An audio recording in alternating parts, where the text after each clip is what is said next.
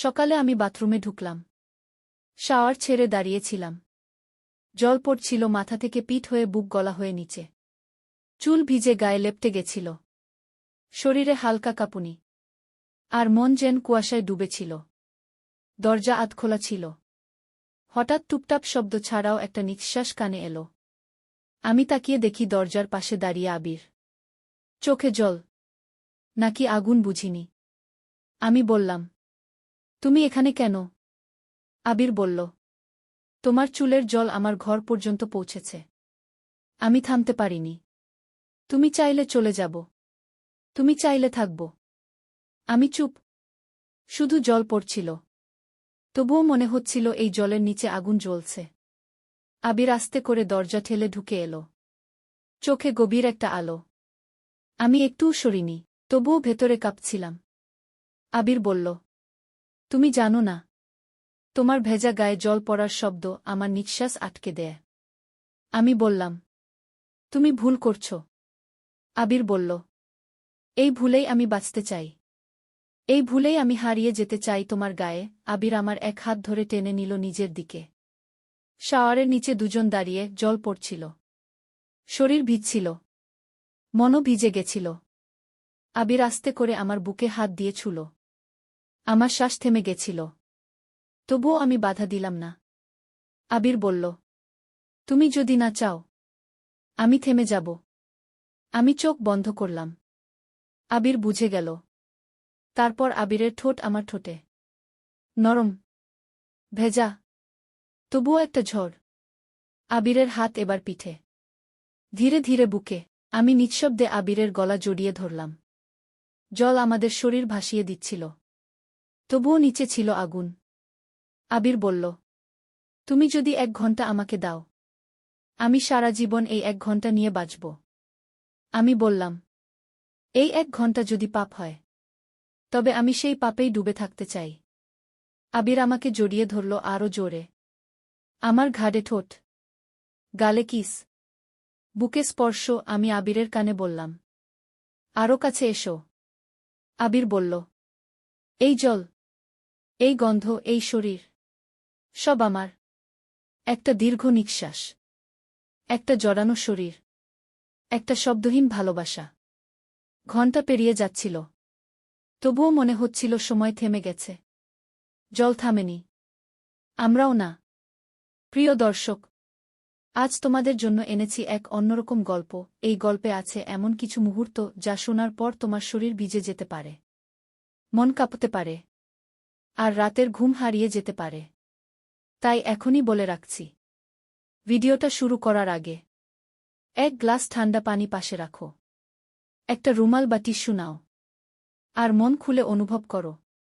আর যদি ভালো লাগে, চ্যানেলটা সাবস্ক্রাইব করো। লাইক দিতে ভুলো না। কমেন্টে জানাও তোমার অনুভব। ঘরটা বড়। 3 তলার উপর। দেয়ালে নতুন রঙের গন্ধ। আমি সবে এই বাড়ির বউ হয়ে এসেছি। আমার স্বামীর আগের পক্ষের ছেলে। নাম আবির। অনেকদিন হোস্টেলে ছিল। আজ ফিরেছে। দরজা খুলে দেখলাম, আবির কালো গেঞ্জি আর সাদা প্যান্টে দাঁড়িয়ে, চোখে চশমা। কিন্তু চশমার ভেতরের চোখে একটা অদ্ভুত আলো। আমি বললাম, এসো তোমার ঘরটা দেখিয়ে দিই। আবির মাথা নাড়ল। একটু হাসল। তবে চোখ সরাল না। আমি বুঝে গেছিলাম, এই ছেলেটা চুপ থেকেও অনেক কিছু বলবে। তার চোখ দিয়ে রাতে খাওয়ার টেবিলে বসে আবির আমার রান্না খাচ্ছিল মন দিয়ে, তবুও আমি বুঝছিলাম, চামচের চেয়ে বেশি চলছে চোখের ভাষা। ঘর অন্ধকার হতে হতে আমি সিঁড়ির ধারে দাঁড়িয়েছিলাম। আবির উপরে উঠছিল। আমার পাশে থেমে বলল, ঘর অনেক বদলে গেছে। আমি বললাম, ঘর পুরনো, শুধু পর্দা পাল্টেছে। আবির বলল, ঘরের আলো পাল্টেছে। তোমার গন্ধে এখন ঘরটা অন্যরকম লাগে। আমি কিছু বললাম না। তবুও বুকের ভেতর হালকা একটা কাঁপুনি। রাতে আমি বাথরুমে গিয়েছিলাম। শাওয়ারের নিচে দাঁড়িয়ে জল পড়ছিল। হঠাৎ দরজার পাশে কারো নিঃশ্বাস। আমি বললাম, কে? আবিরের গলা। সরি। আমি ভেবেছিলাম তুমি বেরিয়ে গেছ। আমি বললাম, এইভাবে দরজার পাশে দাঁড়িয়ে থাকা ঠিক না। আবির বলল। দরজার নিচ দিয়ে তোমার ভেজা ছায়া পড়ছিল। চোখ ফেরাতে পারিনি। আমি জল বন্ধ করলাম। তোয়ালে ধরলাম। তবুও বুঝতে পারছিলাম। দরজার ওপারে আবির দাঁড়িয়ে আছে। আমি বললাম, তুমি যাচ্ছ না কেন? আবির বলল, তোমার ছায়া আমাকে আটকে রেখেছে। আমি দরজা খুলে একটু মাথা বের করে তাকালাম। আবিরের চোখ আমার চোখে। আবির বলল, তোমার চোখ আমার ভেতরের আগুন জ্বালিয়ে দেয়। আমি দরজা বন্ধ করে দিলাম। তবুও ঠোঁটে একটুকু হাসি, যেটা আমি আটকাতে পারিনি। শাওয়ারের নিচে সেই 1 ঘণ্টা কেটে গেল। জল পড়া থেমে গেল। কিন্তু আমাদের চোখের ভেতরে আগুন জ্বলতেই থাকল। আমি বিছানায় গিয়ে শুয়ে পড়লাম। শরীর শুকনো, তবুও মন ভেজা। চোখ বন্ধ করলেই মনে পড়ছিল আবিরের কাঁধে মাথা রাখা মুহূর্তটা, যেখানে আমি প্রথমবার নিজের ইচ্ছে ছুঁয়েছিলাম তাকে। রাত গভীর। হঠাৎ দরজায় টোকা। আমি বললাম, কে? আবিরের গলা। আমি। একটু কথা ছিল। আমি বললাম, এখন নয়। শরীর ক্লান্ত, মনও। আবির বলল, আমি শুধু একবার তোমার চোখের দিকে তাকাতে চেয়েছিলাম। তুমি না বললে চলে যাব। আমি দরজা খুলে তাকালাম। আবিরের চোখে সেই আগের মতো আগুন ছিল না। ছিল একরাশ বিষণ্ণতা। আমি বললাম, তুমি চাপ কি? আবির বলল, তুমি, শুধু তুমি। আমি বললাম, আমরা যা করেছি তা ভুল ছিল। আবির বলল, তবুও সেই ভুলেই আমি শান্তি পেয়েছি। তুমি যদি বলো থেমে যেতে, তবে আমি নিজেকে আটকে রাখব। আমি চোখ সরিয়ে নিলাম। তবুও আবিরের নিঃশ্বাস যেন আমার গায়ে লেগেছিল। আবির চলে গেল। কিন্তু দরজার ফাঁক দিয়ে হাওয়া ঢুকল। আর সেই হাওয়ায় আমি আবার ভিজে গেলাম। সকালে আমি রান্নাঘরে ছিলাম। আবির এসে দাঁড়ালো পাশে। চোখে ক্লান্তি। তবুও আবির বলল, তোমার হাতের গন্ধ আমার সারা শরীরে ছড়িয়ে আছে। আমি বললাম, তুমি দূরে থাকো। আবির বলল, তুমি ছুঁয়ে দিলে দূরে থাকা যায় না। চাইলেও শরীর মনে রাখে। আমি চুপ। চামচ থেমে গেল আবার। আবির আমার পেছনে এসে দাঁড়াল, হাত রাখল কোমরে। আমি এক ধাক্কায় সরে গেলাম। বললাম, আর একবার ছুলে আমি নিজেকে ধরে রাখতে পারব না। আবির বলল, তাহলে ছুঁয়ে থাকি না। চিরকাল। রাত তখন সবে নেমেছে। আমি বাথরুম থেকে বের হচ্ছিলাম, গায়ে তোয়ালে, চুল ভেজা, শরীর কাঁপছিল। হঠাৎ দরজার পাশে আবিরকে দাঁড়িয়ে থাকতে দেখলাম। আমি চমকে বললাম, তুমি এখানে? আবির ধীরে বলল, আমি শুধু তোমার চুল ভেজা অবস্থা দেখতে চেয়েছিলাম রিয়া। আমি বললাম, আবির এসব ঠিক না, তুমি জানো না আমি তোমার মা হয়ে এসেছি। আবির এগিয়ে এলো 1 ধাপ। আমি পেছন হটলাম। ও বলল, তুমি আমার মা না রিয়া, তুমি আমার সবকিছু। আমি চোখ সরিয়ে নিলাম, তবুও জানতাম ওর চোখ আমার শরীর দেখে পুড়ে যাচ্ছে। আবির বলল, তুমি জানো আমার চোখের সামনে তুমি থাকলে আমি ঠিক থাকতে পারি না। আমি ধীরে ধীরে বললাম, আবির এখন যাও, আমার শরীর ঠান্ডা জলে ভিজে আছে, তুমি থাকলে আগুন লেগে যাবে। আবির বলল, আগুন তো আগেই লেগে গেছে রিয়া, এখন শুধু ছুঁয়ে দেখতে চাই কতটা পুড়ব। আমি চুপ করে রইলাম। আবির হঠাৎ খুব আস্তে আমার হাত ধরল, আমার তোয়ালে ধরা কাঁধে ঠোঁট ছুঁইয়ে বলল, তোমার গন্ধ পাগল করে দেয়া। আমার শরীর কেঁপে উঠল। আমি চোখ বন্ধ করলাম। আবির আমার খুব কাছে এলো, এবার কোমরে হাত রেখে বলল, শুধু একটু জড়িয়ে ধরতে দাও। আমি কিছু না বলে দাঁড়িয়ে রইলাম। আবির আমার গায়ে বুক ঠেকিয়ে জড়িয়ে ধরল, ওর নিঃশ্বাস আমার গালের পাশে পড়ছিল। আমি ঠোঁট কাঁপিয়ে বললাম, আবির থামো। আবির বলল, থামতে পারবো না রিয়া, আমি তোমার ঠোঁট চাই। আমি চোখ বন্ধ করতেই আবির আস্তে আস্তে আমার ঠোঁটে ঠোঁট ছুঁইয়ে দিল, একটুকু খুব কোমল ছোঁয়া, তবুও আমার পুরো শরীর কেঁপে উঠল। সেই মুহূর্তে মনে হলো আমি একটা নিষিদ্ধ স্বপ্নে ঢুকে গেছি। আমি ধাক্কা দিয়ে ওকে সরিয়ে দিলাম, বললাম, এসব ঠিক না আবির, এসব ভুল।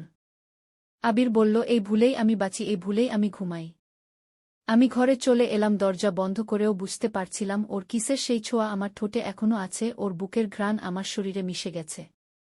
আমি বিছানায় শুয়েছিলাম, কিন্তু ঘুম আসছিল না। বারবার ওর ঠোঁটের ছোঁয়া মনে পড়ছিল, বারবার মনে হচ্ছিল আমি আবার চাই আবার। রাত পার হয়েছে, তবুও শরীর কাঁপছে। আমি এখনো বিছানায় বসে আছি, চোখে ঘুম নেই, ঠোঁটের সেই স্পর্শের আগুন যেন শুকিয়ে গিয়েও পোড়াচ্ছে। হঠাৎ দরজায় ধাক্কা। আমি চমকে উঠলাম, বললাম, কে? ওপাশ থেকে আবির বলল, রিয়া দরজা খুলো, একটা কথা ছিল খুব দরকারি। আমি ধীরে দরজা খুললাম। আবির সামনে দাঁড়িয়ে, চোখ লাল, শ্বাস ভারী। ও বলল, আজ আমি ঘুমাতে পারিনি, তোমার ঠোঁট এখনো আমার ঠোঁটে লেগে আছে। আমি চোখ সরিয়ে বললাম, এসব কথা বলো না। আবির বলল, আমি আর পেরে উঠছি না, আজ শুধু একবার তোমার বুকের ভেতর মুখ রাখব, কিছু করব না, শুধু ছুঁয়ে থাকব। আমি বললাম, আবির এটা বাড়াবাড়ি হচ্ছে। আবির বলল, বাড়াবাড়ি নয় রিয়া, আমি ভালোবেসে ফেলেছি তোমায়, আমার শরীর তোমার শরীর চায়, এটা অপরাধ হলে আমি দোষী। আমি কিছু বললাম না। আবির আস্তে আস্তে আমার দিকে এগিয়ে এলো, আমার হাত ধরে ওর বুকের কাছে টেনে নিল। আমার কাঁধে ওর ঠোঁট ঠেকল, বলল, তোমার গায়ে আমার নাম লেখা রিয়া, আমি কোথাও যেতেই পারি না। আমি চোখ বন্ধ করলাম, ওর নিঃশ্বাস আমার গলা বরাবর নেমে এলো। ওর ঠোঁট এবার আমার ঘাড়ে ছুঁল, আমি শিউরে উঠলাম। আমি বললাম, আবির থামো প্লিজ। আবির বলল, যদি বলো থামব, যদি চাও তোয়ালে খুলে তোমার সবটুকু জড়িয়ে ধরব। আমি হঠাৎ ওর মুখ চেপে ধরলাম, আমার ঠোঁটে ওর ঠোঁট আবার ছুঁয়ে গেল, এবার গভীর এক চুমু, দীর্ঘ এক মুহূর্ত। আমি আবিরকে আলতো করে বিছানার দিকে ঠেলে দিলাম। ও বলল, তুমি কি থেমে যাবে না? আমি বললাম, আমি জানি না আবির, আমি শুধু জানি এই শরীর এখন তোমার ছায়ায় আটকে গেছে।